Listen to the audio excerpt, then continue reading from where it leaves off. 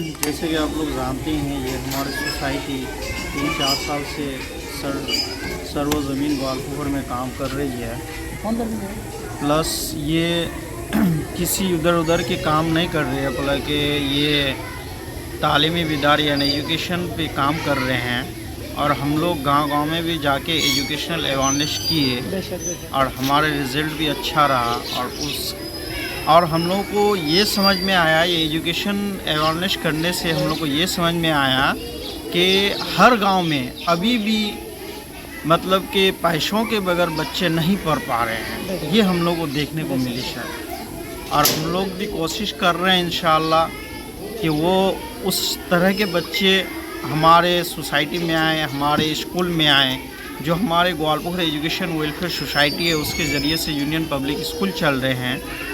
तो इस स्कूल में हम लोग इस तरह के बच्चों को खोज के ला रहे हैं और कोई भी हम लोग को मैसेज भी कर रहे हैं, इन्फॉर्म भी कर रहे हैं, तो उन बच्चों को लेके आ रहे हैं और इस स्कूल में हम लोग उसको मतलब कि तालीम दे रहे हैं।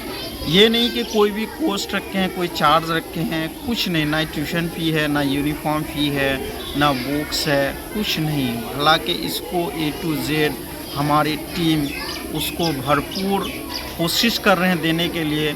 और बाज़ाब्ता कुछ बाकी भी है। और सबसे ज़्यादा अभी ज़रूरी हम लोगों को है बेंचेस का। बहुत सारे बच्चे हम लोगों का क्लास के मतलब कि फ़र्श पे बैठते हैं, मतलब कि प्लास्टिक पे मजबूर होकर प्लास्टिक में बैठते हैं, लेकिन फिर भी बच्चे स्कूल आते हैं, स्कूल आना नहीं छोड़ रहे हैं। कभी ये नहीं सोचा है कि नहीं सर उन लोगों को बेंच में बैठा रहे हैं, हम लोग को फ़र्श पे बैठा रहे हैं। तो देखिए, हम लोग किसी को ज़मीन में बैठाना, किसी को बेंच में बैठाना, ये हम लोग भेदभाव नहीं किए हैं।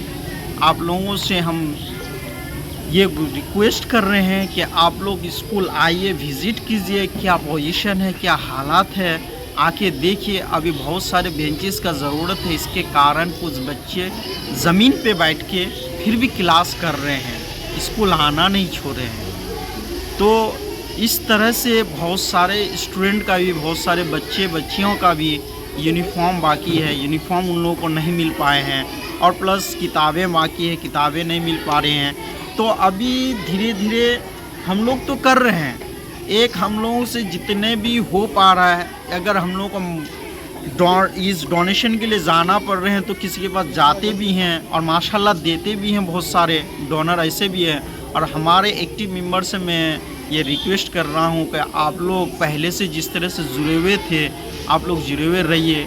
अगर आप लोगों को किसी भी तरह का गलतफहमी में हैं तो प्लीज़ आप लोग आइए हमारे सोसाइटी में और विज़िट कीजिए और हमारे स्कूल के हालात को देखें, हमारे बच्चों को देखें, हमारे बच्चों के परफॉर्मेंस को चेक कीजिए कि बच्चे प्रोग्रेस किए हैं नहीं किए हैं, किस कंडीशन पे थे, किस हालत पे थे। अभी हमारे बच्चे जो हैं कितने अच्छे से इंग्लिश पढ़ पाते हैं या मैथमेटिक्स समझते हैं कि नहीं समझते हैं। जो अब समझते हैं, जो बच्चे कभी स्कूल नहीं देखे हैं उन बच्चों को यानी 8-10 साल की उम्र में अचानक स्कूल लेके आना और उस बच्चों को 1-2 साल में बदलना, तो देखिए भाई कितने ये चीज़ मतलब कि ये कितने कोई आसानी काम नहीं है।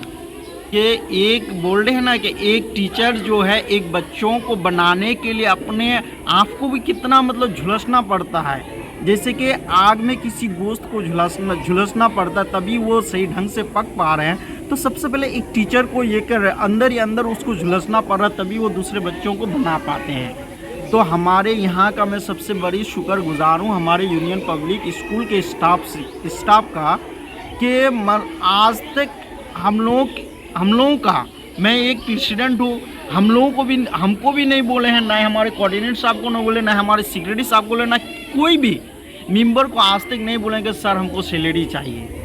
सैलरी का डिमांड नहीं किया है। अब क्या कि अल्लाह जाने उनके दिल में क्या है, क्या सोच के यहाँ है। बगैर सैलरी का, बगैर कुछ का रात दिन मेहनत करके इन बच्चों के पीछे, इन बच्चों को आगे बढ़ा रहे हैं। तो प्लीज़ आप लोग भी साथ दीजिए। अगर यहाँ आ नहीं पा रहे हैं, टाइम नहीं दे पा रहे हैं तो प्लीज़, अभी सोशल मीडिया का ज़माना है, ऑनलाइन ट्रांजैक्शन हो रहा है, 20 टका क्यों ना हो, 10 टका क्यों ना हो, 100 टका क्यों ना हो, इस तरह से आप लोग मदद कीजिए ताकि एक बेंच, एक जोड़ी बेंच का भी कॉस्ट आजकल मतलब कि 1200 से 1500 इस तरह से लगते हैं। अगर उतना नहीं दे पा रहे हैं 500 रुपये दीजिए, एक यूनिफॉर्म कर दीजिए, एक या 50 रुपया ही कर दीजिए। इससे क्या हो जाएगा, एक पेंसिल बॉक्स भी आ जाएगा, तो इससे बहुत बड़ी मदद हो जाएगी। क्योंकि इन 60-70 बच्चों को आए दिन एक ना एक बच्चों को किसी ना किसी बच्चों को एक पेंसिल, एक इरेज़र, एक शार्पनर की ज़रूरत पड़ जाती है। क्या सर, इस तरह से होते हैं। अब प्लस ईयरली तो बुक्स देना ही पड़ता है, प्लस इस तरह से कॉपी भी दरकार हो जाती है। तो हमारे प्यारे एक्टिव मेंबर्स, आप लोग इस तरह से नाराज़गी के हालत में ना बैठे रहें। आप लोग आइए, हमारे स्कूल विज़िट कीजिए, बिलखुसूस आइए, या फिर जो भी आपको ग्रुप में एक्टिव कांटेक्ट हैं उससे कांटेक्ट कीजिए। जितना जो आपसे बने इस रमज़ानुल मुबारक का महीना आप इसमें दान कीजिए, डोनेट कीजिए, ताकि किसी बच्चे का ज़िंदगी सुधर जाए। हम क्या कर सकते हैं, अगर कोई मजबूरी के हालात में है, एक वक्त का उसको खाना दे सकते हैं। एक वक्त का खाना दे के उसका कभी ज़िंदगी नहीं बन सकता है। आप उसका एक वक्त का भूख मिटा सकते हैं, लेकिन एक बच्चों को अगर इल्म दे के उसको बना दीजिएगा तो अपने उसका जो परिवार है, नस्ल है, वो खुद ब खुद उसको अपने आप लेके चले जाएगा। क्या सर, ये सही है? तो इसलिए बोल रहा हूँ कि अगर कुछ देना है किसी को तो कुछ ऐसे मतलब कि एक दो वक्त का कुछ इस तरह से मदद मत कीजिए, किसी बच्चों को पढ़ा दीजिए, फिर उसमें खुशी देखिए। ज़रूरी नहीं है कि आप सिर्फ यूनियन पब्लिक स्कूल में ही आके इस बच्चों को ला के डालिए।